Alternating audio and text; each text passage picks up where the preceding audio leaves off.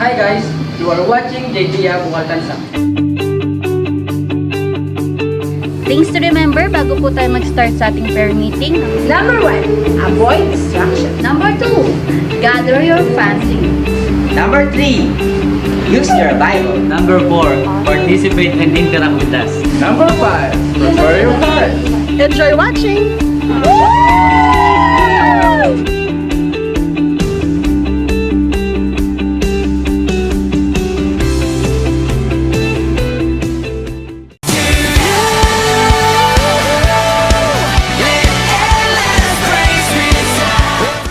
Isang magandang gabi po sa bawat isa. Nais ko pong ipagpasalamat ang kabutihan ng Diyos sa aming buhay. Sa umaga pa lamang po, paggising ko sa umaga, ay malakas ako at walang sakit. Nais ko pong ipagpasalamat yon maging aking pamilya.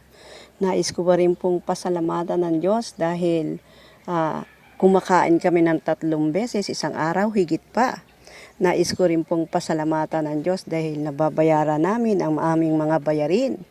Talagang napakadakila ng Diyos dahil hindi niya pinababayaan ang kanyang mga anak na patuloy na nagpapasalamat sa kanya. Nais ko pa rin pong pasalamatan ng Panginoon dahil sa kabila ng pandemya, may mga trabaho ang anak ko, manugang ko, maging ako po. Kaya salamat sa Panginoon sa kanyang mga kabutihan. Tunay na di niya nalilimutan ang kanyang mga anak na patuloy na nagpapasalamat sa kanyang kabutihan. Kaya ini-encourage ko po ang bawat isa. Pasalamatan po natin ang Panginoon sa ating buhay. Sa Diyos ang papuri. Nagpapasalamat po ako sa Lord sa biyaya niya pong binigay sa amin ngayong buwan sa students niya. Nagpapasalamat po ako kasi po hindi niya po kami pinabayaan at patuloy niyo po kami binibigyan ng madami po pong biyaya. Maraming salamat po sa kanya kasi po inalagaan niyo po si Papa sa pagbiyahe niya po sa mula Cavite hanggang Manila ay inalagaan niyo po ito at maraming salamat po kasi po hindi po tinamaan si Papa ng COVID-19.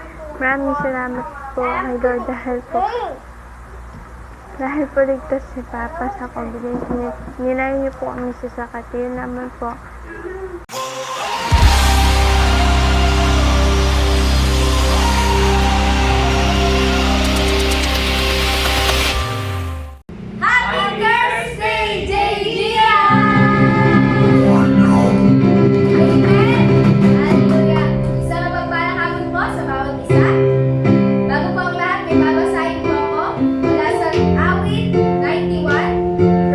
Sabi po dito, siya ang tumataas sa lihim ng dapat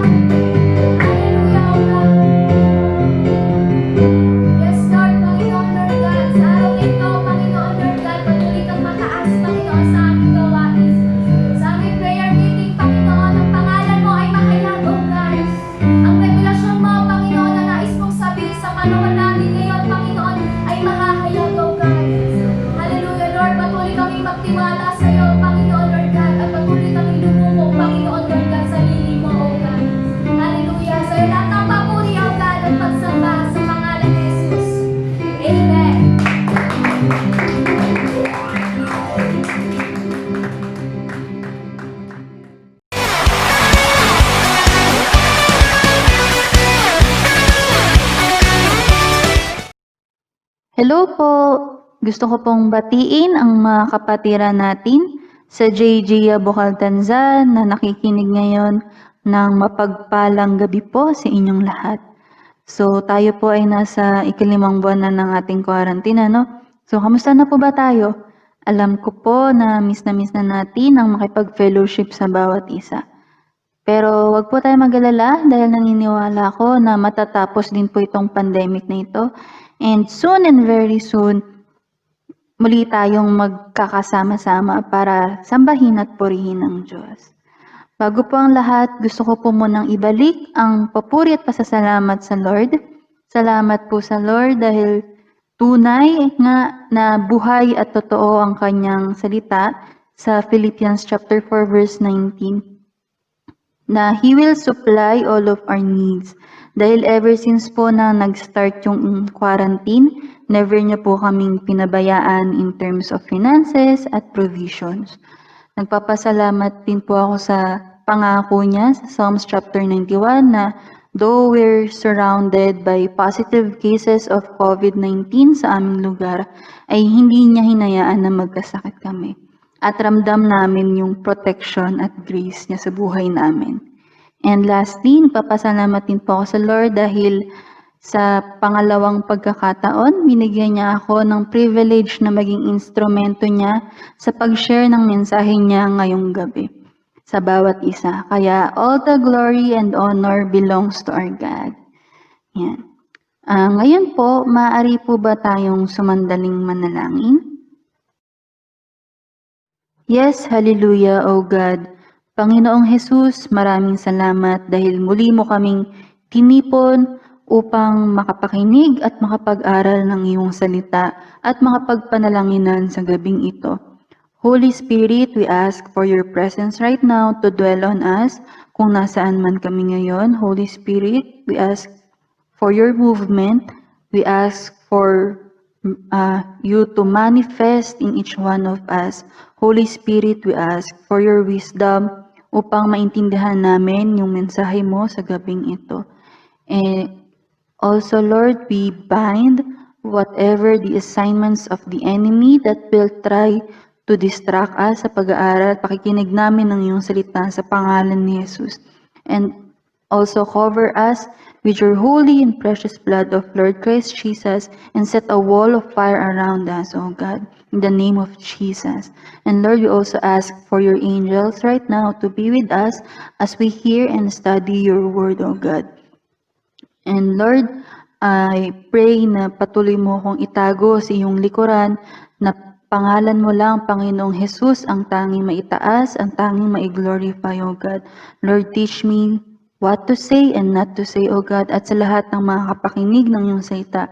I pray na magkaroon ng transformation sa buhay nila, O God. And I pray for the Holy Spirit to anoint their ears, O God, right now in the name of Jesus, O God. Lord, maraming salamat po. We bring back all the glory and honor and highest praise in the most holy name of Jesus. Amen.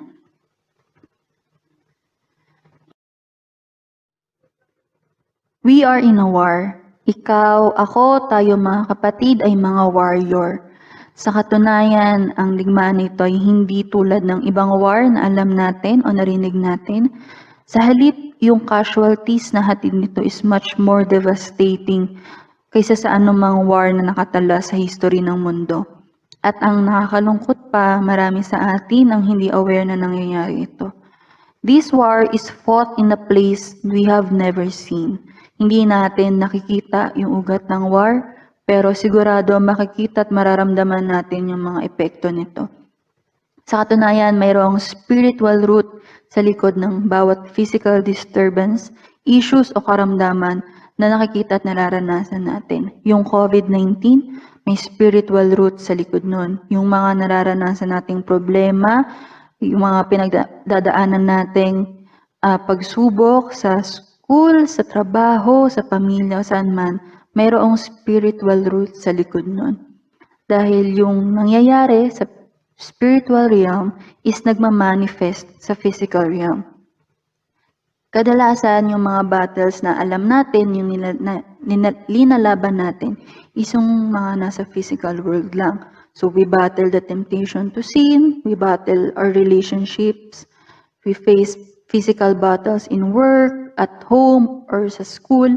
And kapag yung focus natin is nandun lang sa physical world, then yung victory na nakukuha natin ay pang temporary lang at mababaw lang. Para kang nagkasugat ng malalim at tinapalan mo lang to ng band-aid para masabing magaling na, pero ang totoo, merong internal hemorrhage na nangyayari. Ang totoo, hindi pa rin tapos yung laban. Sabi nga, di ba, sa Ephesians chapter 6, verse 12, babasahin ko sa The Passion Translation version.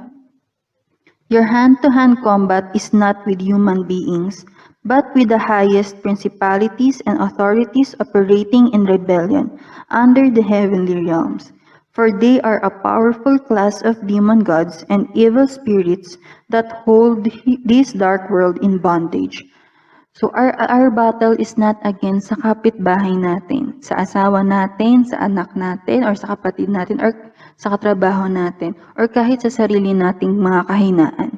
Hindi tao ang mga kalaban natin, kundi ang mga masasamang spirito, yung mga leaders, may kapangyarihan at mga pinuno ng kadiliman sa spiritual na mundo.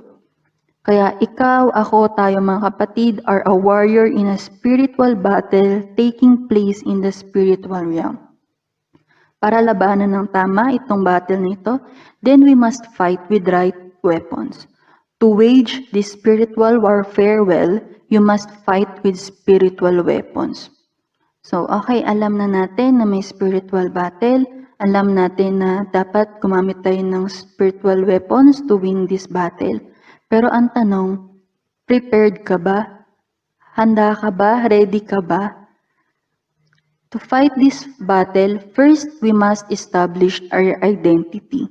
So, ano ba ang pagkakakilanlan natin sa Lord? Ano ba ang identity natin sa Diyos? Diba, sabi nga sa John chapter 1 verse 12, na, but those who embraced Him and took hold of His name were given authority to become the children of God.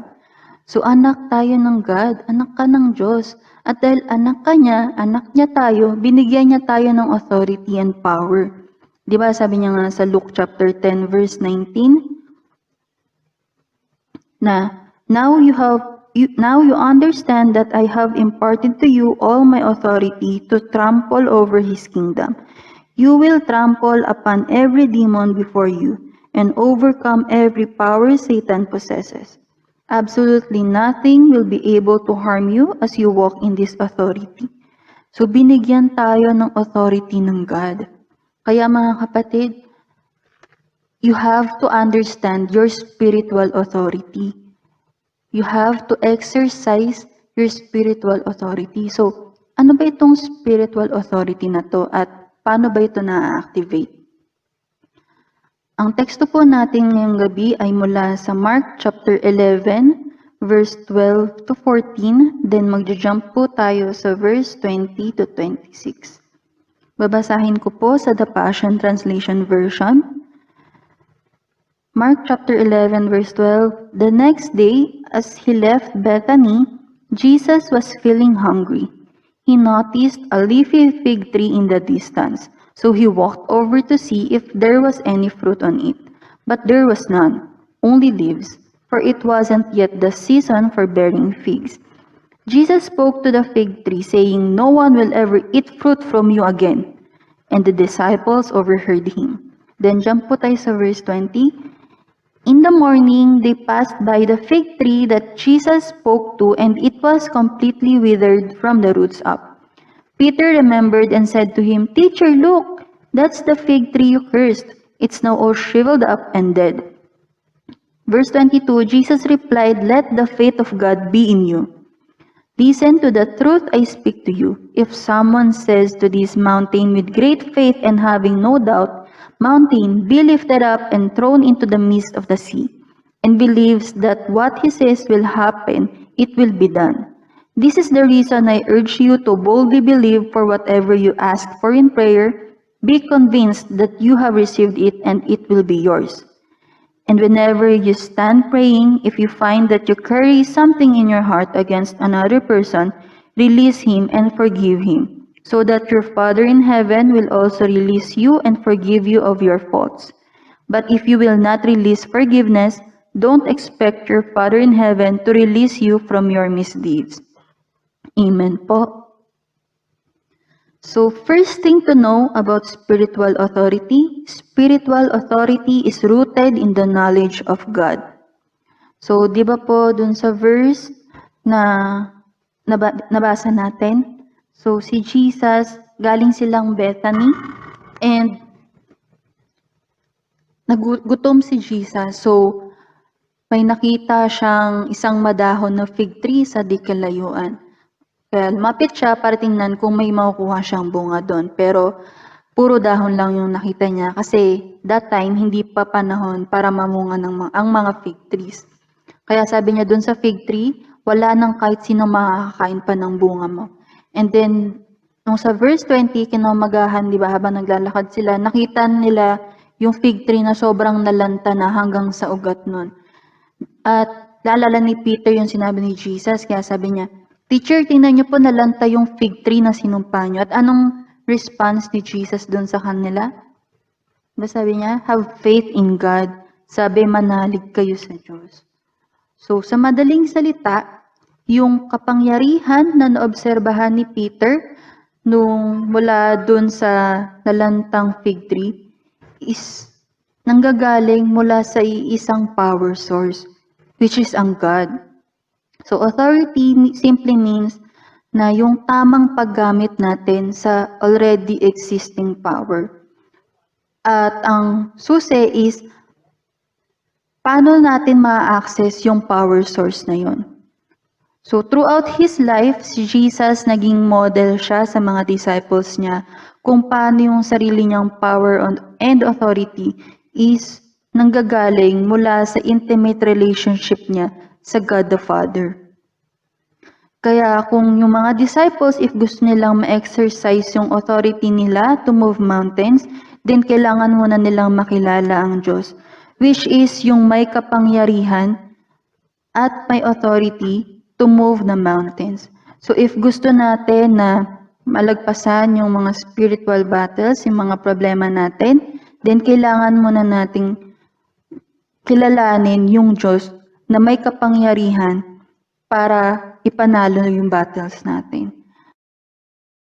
Ang kakulangan ng mga mananampalataya sa spiritual authority ay kadalasan mula sa kakulangan nila sa intimacy sa source ng lahat ng authority sa mundo. Kasi, iba nga, ang God, He is the sovereign God. Siya yung Diyos ng lahat. Diba sabi nga sa 1 Chronicles chapter 29 na He is the head above all. He is the Lord of all. Kaya, mga kapatid, kung gusto nating i-exercise yung spiritual authority natin, then first we must have an intimate relationship sa source ng lahat ng authority, which is ang God. Kaya again, number 1, spiritual authority is rooted in the knowledge of God. At ang response natin dito, how to activate our spiritual authority, number 1 is through intimacy with God. Second truth about spiritual authority is activated by the believer's response of faith. Diba ang faith, dinefine siya sa Hebrews chapter 11 verse 1 na it's the assurance of things that we hope for and the conviction of things not seen.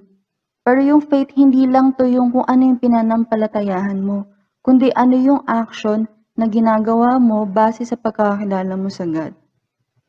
So as we come to know God more intimately through prayer at sa pag-aaral at pagbabasa ng kanyang salita, then we can confidently respond in faith sa kung anumang spiritual struggles or mountains na nakaharapin natin.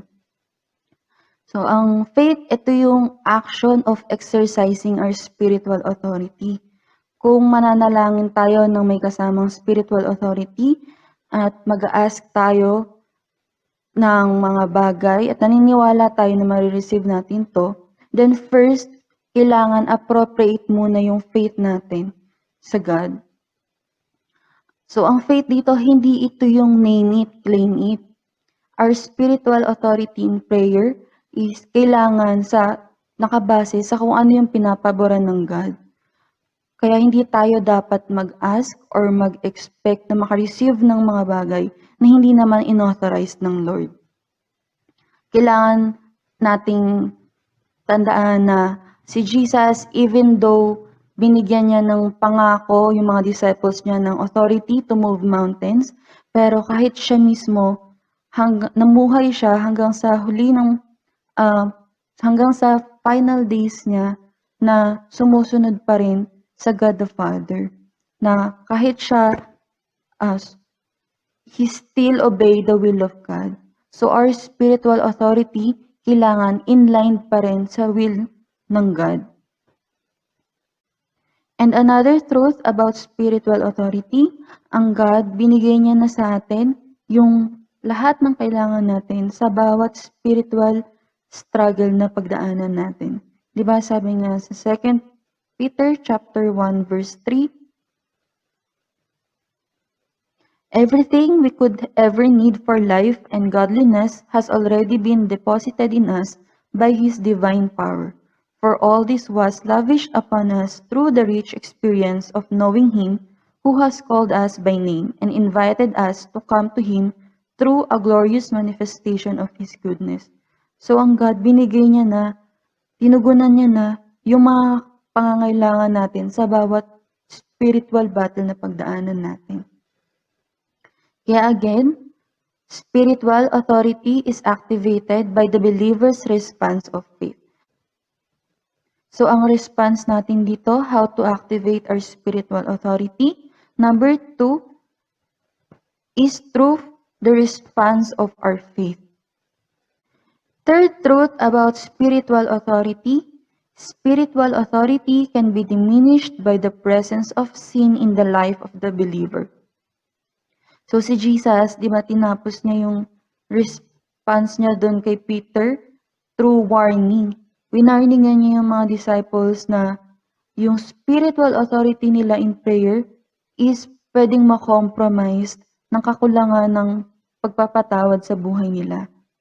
Kaya di ba sabi sa Mark 11 verse 25, whenever you stand praying, forgive if you have anything against anyone, so that your Father who is in heaven will also forgive you your transgressions.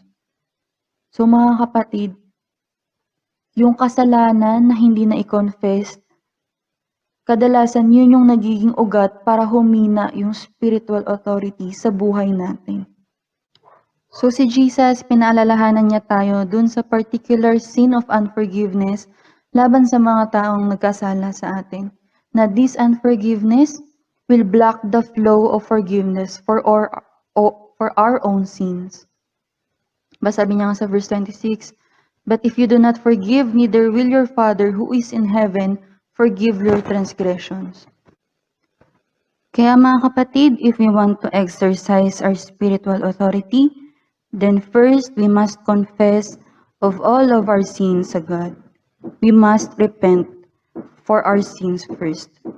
Kaya again, our spiritual authority can be diminished by the presence of sins in the life of the believer. At ano ang response natin dito? How to activate the spiritual authority? Number 3 is through repentance. Kaya mga kapatid, gamitin natin tong spiritual authority na to whenever we face spiritual battles, spiritual struggles. This spiritual authority is given to us as an advantage laban sa mga kaaway natin, sa mga kalaban natin. Again, binanggit nga sa Titus chapter 2 verse 15 na encourage and rebuke with all authority. Sabi din sa Revelations chapter 2 verse 26 na God given us authority over nations to those who does His will until the end. And also sa Mark chapter 12 verse 36 na He put our enemies under our feet. And sa Matthew chapter 18 verse 18 na whatever we bind on earth will be bound in heaven, and whatever we lose on earth will be lost in heaven. Kaya if we want to have a powerful prayer, then we must exercise our spiritual authority in our prayer. Kaya mga kapatid, remember that you are not fighting for victory. You are fighting from victory. Nasa atin na yung victory. Ang kailangan na lang natin gawin is to walk confidently as the warrior of God. Kaya tayo po yung manalangin. Yes, hallelujah, O Father God. Lord Jesus, maraming salamat po sa iyong mensahe na ibinaba mo sa amin ngayong gabi.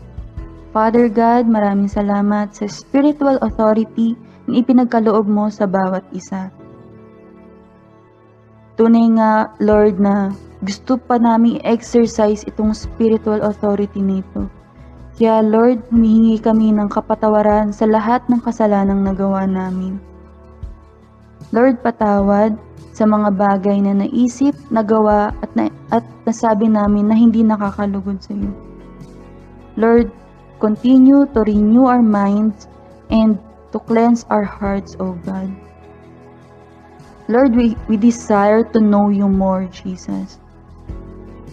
Jesus, we want to know you deeply and more intimately, higit pa sa pagkakakilala namin sa iyo ngayon. Kaya Lord, patuloy mo kaming samahan sa mga quiet times namin. Patuloy mo kaming samahan sa mga personal prayers and personal devotions namin, Panginoong Jesus. And Lord, also, we ask you to increase our faith, O God. To increase our faith on the next level pa, Panginoong Jesus. Kaya Lord, maraming salamat, Panginoong Jesus, for giving us an advantage against our enemies. Giving us an advantage to win our spiritual battles. Kaya Lord, sa iyo namin ibinabalik ang lahat ng papuri at pagsamba sa tanging pangalan mo, O Jesus. Amen. Para po sa prayer items natin ngayong gabi, I encourage everyone to gather your family at sama-sama po tayong manalangin at i-exercise ang ating spiritual authority. Number 1, exercise your spiritual authority. Pray for your family. Number 2, exercise your spiritual authority. Pray for the church. And number 3, exercise your spiritual authority. Pray for our nation. And God bless po and shalom.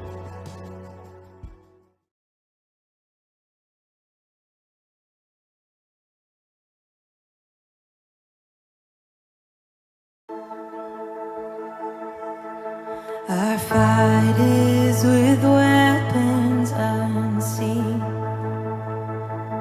Your enemies crash to their knees as we rise up and worship.